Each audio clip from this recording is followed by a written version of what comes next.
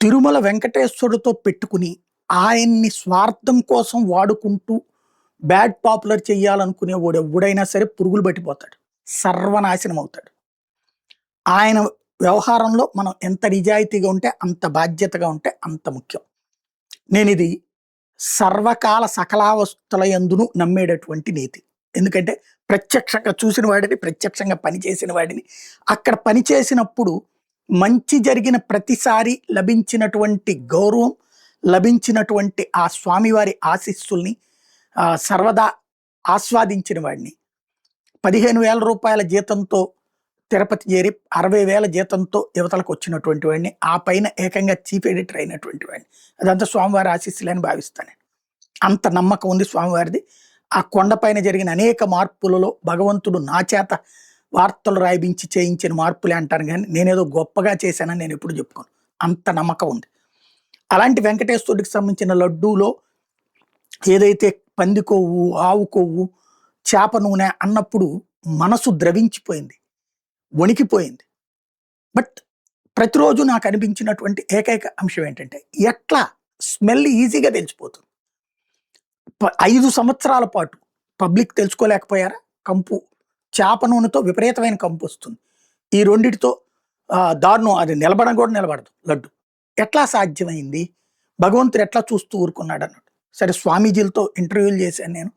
అది ఎవడైనా సరే శిక్షించబడాలి అన్నటువంటి. ఎందుకంటే ప్రతి భక్తుల్లాగానే అట్ ద సేమ్ టైం తర్వాత నాకైతే నమ్మకం అట్లా చేయడం అసాధ్యం. నేను ఆ రోజున కూడా చేసే వీడియో అసాధ్యం. ఎందుకంటే అక్కడ 3 రకాలు ఉంటుంది. ఒకటి, వచ్చినటువంటి ట్యాంకర్ని ఫస్ట్ టెస్ట్ చేసి దాంట్లో పారామీటర్స్ ప్రకారం ఉంటేనే లోపలికి అలౌ చేస్తారు, లేకపోతే ట్యాంకర్ని వెనక్కి పంపించేస్తారు. దానికి జగన్మోహన్ రెడ్డి చెప్పక్కర్లేదు, చంద్రబాబు నాయుడు చెప్పక్కర్లేదు, లోకేష్ చెప్పక్కర్లేదు, పవన్ కళ్యాణ్ చెప్పక్కర్లేదు. అదొక రెగ్యులర్ ఫార్మెట్ ఉంది. ఏమేమి టెస్టులు చేయాలో ఫార్మెట్ కూడా ఉంది. అది 2014కు ముందు ఉన్న ఫార్మెట్. 14లో చంద్రబాబు గారు వచ్చాక మార్చారు అక్కడ ఉన్నటువంటి టీటీడీ బోర్డు. 15లో మార్చారు, 16లో మార్చారు. అదే ప్రొసీజర్ రన్ అవ్వాలి. ఆ ప్రొసీజర్ కాకుండా కనుక తీసుకుంటే ఖచ్చితంగా నేరమే అవుతుంది. నెంబర్ 1. నెంబర్ 2 వచ్చేటప్పటికి బుద్ధి బుర్రా ఉన్న ఎంత మనిషి పశుతత్వం ఉన్నోడు కూడా దేవుడికి అపచారం చేయాలి, ప్రసాదానికి అపచారం చేయాలనుకోడు. వాడు రాక్షసుడైతే తప్పించి, వాడు మనిషి కాని పశువు అయితే తప్పించి. అట్లాంటిది నాకు తెలిసి కరుణాకర్ రెడ్డి పరమ భక్తుడే, వైవి సుబ్బారెడ్డి పరమ భక్తుడే. వాళ్ళు ఏదో క్రిస్టియన్ ఇవన్నీ కబుర్లు చెప్పినా వాళ్ళది ఏంటనేది అందరికీ తెలిసిందే. వీళ్ళకి సంబంధించిన విచిత్ర ప్రచారాలు తప్ప మరేమీ లేదు. అది క్లియర్. అది అయిపోయింది. ఏదో వరకు సుధాకర్ యాదవ్, పుట్టా సుధాకర్ యాదవ్ కూడా క్రిస్టియన్ అని ప్రచారం చేశారు. ఫస్ట్ అనిత అప్పట్లో క్రిస్టియన్ అయ్యి ఉండి, నేను బైబిల్ తప్పించి ఇంకొకటి నమ్మని ఎక్కడికి వెళ్ళినా బైబిల్ పట్టుకుంటానని చెప్పిన ఆవిడ టీటీడీ బోర్డు మెంబర్ ఇచ్చారు.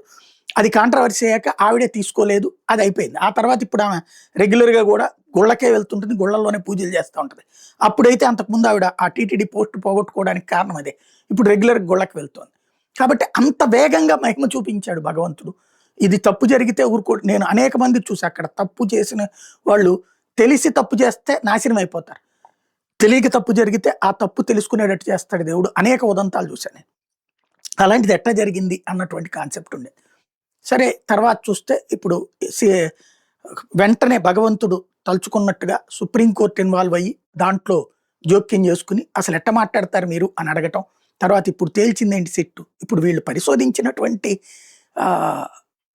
ఏది శాంపిల్స్ ఏంటది, 2024 ఎలక్షన్స్ అయిపోయిన తర్వాత ఈ ప్రభుత్వం అధికారంలోకి వచ్చిన ట్యాంకర్ దాంట్లో ఉందంటే ఈ ప్రభుత్వం వచ్చాక వచ్చిందే అవుతుంది.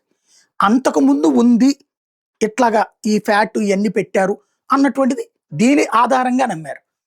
ఆ ల్యాబ్లో అక్కడ ఉన్నటువంటి ఆ పాల ఫ్యాక్టరీలు, ఆ నెయ్యి ఫ్యాక్టరీలు అన్నిటి మీద రైడ్ చేశారు కదా, శాంపిల్స్ అన్ని తీశారు కదా. ఉంటే అక్కడ అట్లాంటివి ఉంటే దొరకాలి కదా, ఒక్కటి కూడా దొరకలేదు. ఫైనల్గా ఇప్పుడు ఏంటి, వాళ్ళకి పాలు ఉత్పత్తి చేసేటటువంటి శక్తి లేదు, గోవులు లేవు. కాబట్టి వాళ్ళు ఉత్పత్తి చేసినటువంటి నెయ్యి అంతా కూడా ఫ్యాబ్రికేటెడ్ అని మేము భావిస్తున్నాం అన్నటువంటిది వీళ్ళు ఇచ్చింది. ఇప్పుడు డైరీకి, పాల డైరీలు అన్నిటి దగ్గర గేదెలు ఉంటాయా, ఆవుల డైరీల దగ్గర అన్నిటి దగ్గర ఆవులు ఉంటాయా? వాళ్ళు ఊళ్ళకెళ్ళి ఆ పాల కేంద్రాల్లో తీసుకొస్తారు. అదే పెట్టేది డైరీలన్నిట్లో. డైరీల దగ్గర గేదెలు పెంచుకుంటున్నారా, డైరీల దగ్గర ఆవులు పెంచుకుంటున్నారా? కాబట్టి అది కాదు. ఇక్కడ తేలాల్సింది ఏంటంటే కెమికలైజ్డ్ నెయ్యి అవునా కాదా అన్నటువంటి.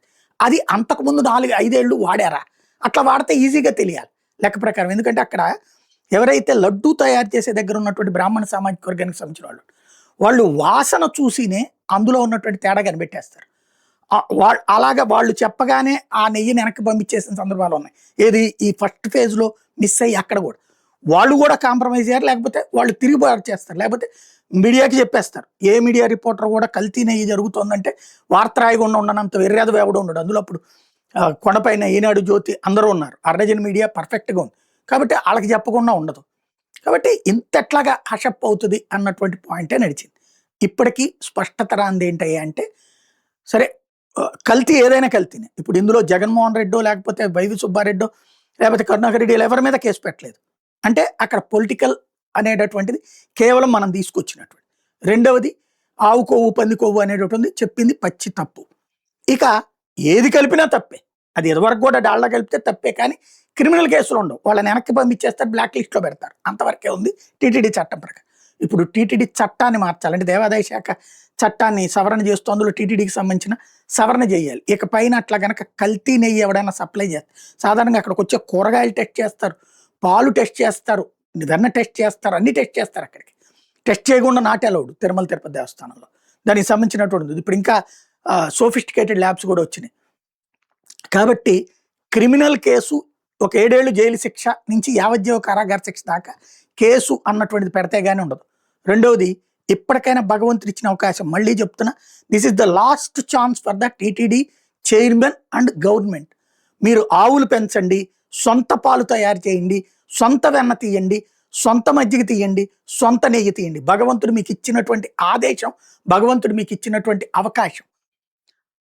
దాంతో లక్షలాది మందికి ఉద్యోగ ఉపాధి అవకాశాలు వస్తాయి. అలాగే అనేక గోవులకి అద్భుతమైన అవకాశం వస్తుంది. కోట్లు తిరుమల తిరుపతి దేవస్థానం దగ్గర డబ్బులు ఉన్నాయి. లేదా మీకు కుదరదు అనుకుంటే జనాలను అడగండి. తలకొక్కొక్క గోవుని దానం చేసే వాళ్ళు బోల్డ్ అంతమంది ఉన్నారు. ఆ గోవుకి ఎంత అవుతుందో చెప్తే మీరు 50,000, 60,000, ₹1,00,000 జనాలు కడతారు. కట్టితే ఆవుల్ని తీసుకొచ్చి పెంచండి, పోషించండి. వాటికి కావాల్సింది, ఒకవేళ ఆవు 60,000 అయితే ₹1,00,000 అడగండి. నా 60,000 ఆవు కొన్నందుకు 40,000 తీసుకెళ్ళి డిపాజిట్ పెట్టండి. ఆ డిపాజిట్ మీద వచ్చిన వడ్డీతో ఆవులకు గ్రాసము అవన్నీ ఏర్పాటు చేయండి. సరైన డాక్టర్లను పెట్టండి, పర్ఫెక్ట్‌గా చేయండి. ఓ 1,00,000 ఆవుల్ని పెంచండి. ఇది భగవంతుడి సంకల్పం అయి ఉండాలి. అలా కాకపోతే ఇట్లాంటి ఇష్యూ ఉండదు. భగవంతుడి సంకల్పాన్ని సరిగ్గా గ్రహించిన వాడు ఉన్నత స్థితికి పోతాడు. గ్రహించక దాన్ని స్వార్థానికి వాడుకున్నవాడు నాశనం అవుతాడు. ఈ కేసులో ఫైనల్‌గా కోర్టు ఫైనల్ తీర్పు, ఇప్పుడు ఇంతవరకు అయితే గనక ఈ అనుమానం, ఈ ఇష్యూ అంతా నడుస్తుంది. ఫైనల్ తీర్పు వచ్చే రోజు దాకా వెయిట్ చేస్తాను నేనైతే.